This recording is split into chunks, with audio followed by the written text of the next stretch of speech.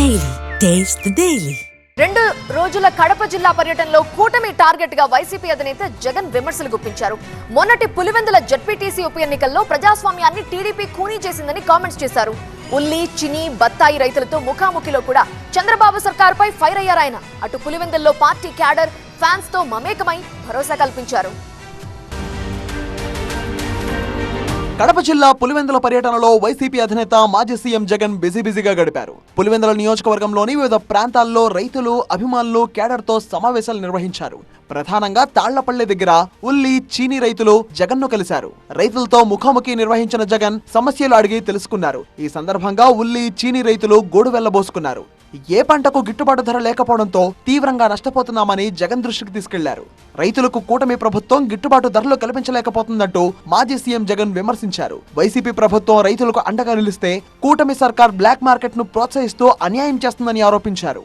ఇప్పటికైనా ఉల్లి, చీని రైతులకు న్యాయం చేయాలని జగన్ డిమాండ్ చేశారు. ఈ రోజు చీనికాయ రేట్ అమ్ముడుపోయేది ఎంత అంటే 6,000 నుంచి 12,000 రూపాయలకు అమ్ముతోంది. ఇది ఈ రేటు. గ్రేడ్ బాగుంటే 600 నుంచి 800 అంట. గ్రేడ్ బాగలేకపోతే యావరేజ్ కి 300 నుంచి స్టార్ట్ అవుతా ఉందంట. ఈ రోజు ఏదైనా కానీ బ్లాక్ లో అమ్మడము, కమిషన్ తీసుకోవడము, 200 రూపాయలు బ్లాక్ లో అమ్ముకునే పరిస్థితి.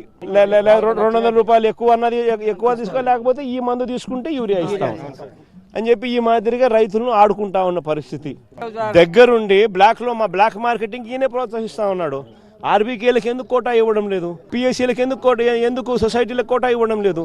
ఇక పులివెందుల పరిధిలోని భాకరాపురం క్యాంపు కార్యాలయంలో ప్రజలు, పార్టీ నేతలు, కార్యకర్తలతో జగన్ మమేకమయ్యారు. ప్రజల సమస్యలను అడిగి తెలుసుకున్నారు. ప్రజా సమస్యలపై స్పందించి ధైర్యం చెప్పి వారికి భరోసానిచ్చారు. కొందరి సమస్యల పరిష్కార బాధ్యతలు ఎంపీ అవినాష్ రెడ్డికి అప్పగించారు జగన్.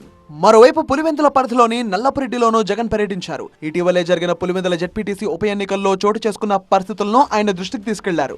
ఎన్నికలు జరిగిన తీరును తెలియజేస్తూ స్థానికులు ప్లకార్డులు ప్రదర్శించారు. ఈ సందర్భంగా ఓటర్ల విషయంలో కూటమి ప్రభుత్వం దారుణంగా వ్యవహరించిందన్నారు జగన్. పోలీసులను అడ్డం పెట్టుకుని దౌర్జన్యం చేశారని, ప్రజలకు ఓటు వేసే అవకాశం ఇవ్వకుండా టీడీపీ నేతలు ప్రజాస్వామ్యాన్ని ఖూనీ చేశారని మండిపడ్డారు.